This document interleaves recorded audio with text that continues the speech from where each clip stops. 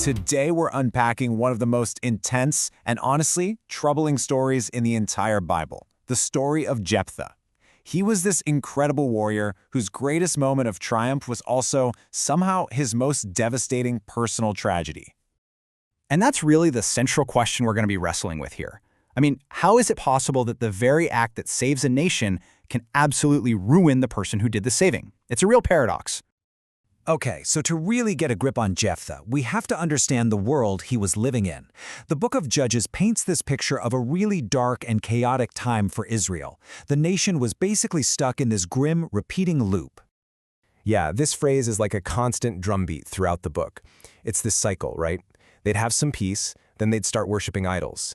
That would lead to them getting oppressed by their neighbors, and only when things got really bad would they cry out for a hero to save them. So you've got to ask, why did they keep falling for this? Well, the text gives us a few pretty compelling reasons. For one, idols were tangible. You could see them, touch them, you felt like you were in control. Plus, these other gods were supposed to control the weather and the crops, which was literally a life or death thing.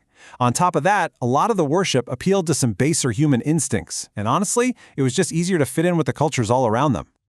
So with the Ammonites getting ready to invade, who does Israel turn to? It's not a priest, it's not a king. No, they turned to the one guy their own leaders had literally thrown out. And that guy is Jephthah. Now, the text calls him a mighty warrior, but his social status, it couldn't have been lower. As the son of a prostitute, he had zero legal rights, no inheritance, his own brothers drove him out of town, and he had to make a life for himself as the leader of a band of outcasts. And this is where the irony just hits you in the face. The same elders who kicked him to the curb are now coming back, hat in hand, absolutely desperate. They are begging the man they called worthless to come back and be their commander. But here's what's interesting. Jephthah doesn't just say yes and grab his sword. First, he actually tries to solve things with words, proving he's got more going on than just brute strength. He sends a message to the Ammonite king and just lays out this airtight four-point case. He says, look, first, this land wasn't even yours. We took it from the Amorites. Second, our God specifically told us not to take your land. Third, this land was a gift to us from our God. And fourth, you guys have had 300 years to complain about this, and you never did. It was a really solid historical and legal argument. But diplomacy? Well, it doesn't work. The king completely ignores him. And at this moment, the Bible says the Spirit of the Lord comes on Jephthah, empowering him. But it's right here, at the absolute peak of his divine calling, that he makes a catastrophic, unforced error. He makes a vow. Just listen to this. He promises God that if he wins, the very first thing that walks out of his front door to greet him when he gets back, he will sacrifice as a burnt offering. It's just a shocking, awful promise to make. And that's the billion-dollar question, isn't it? The law of God explicitly forbade human sacrifice. So why would a leader of Israel, someone empowered by God's Spirit, make a vow that was a complete abomination? Well, the analysis here points to a few things. First, he was clearly corrupted by the pagan cultures he'd been around, where human sacrifice was, horrifyingly, a thing. Second, instead of just trusting God for the victory, he tried to bargain with him, like he was making some kind of business deal. And third, it seems the Spirit's influence was for a specific military task. It didn't just magically erase Jephthah's own spiritual blind spots and ignorance. So Jephthah goes to battle, and he wins, a huge victory. He saves his people. But as he returns home, a hero, the horrifying reality of that foolish vow is about to come crashing down on him.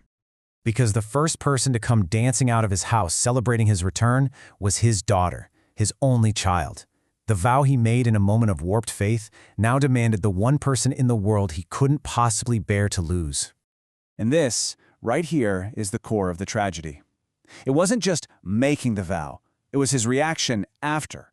He was more afraid of breaking his own stupid promise than he was of breaking God's clear law against human sacrifice. Instead of just humbling himself, admitting he messed up, and asking for forgiveness, which God almost certainly would have granted, he went through with it. But believe it or not, the story doesn't even end there with that unspeakable tragedy. It spirals even further downward, from a victory over foreigners into a bloody, brutal civil war. So the men from the tribe of Ephraim show up, and they're angry. They're mad they weren't called to the fight to get a piece of the glory. And their pride, their arrogance, leads to a whole new fight. This time, Israelite against Israelite. Jephthah's men take control of the river crossings to cut off the Ephraimites' escape route, and they come up with this grim but kind of clever password. They make anyone trying to cross say the word Shibboleth. But because of their regional accent, the Ephraimites couldn't make that sh sound. They'd say Shibboleth instead, and that little difference in pronunciation was a death sentence. The result was an absolute slaughter. 42,000 Ephraimites were killed by their own countrymen. So that great victory over the Ammonites, it was totally overshadowed by this devastating civil war. Which brings us to this one final haunting question.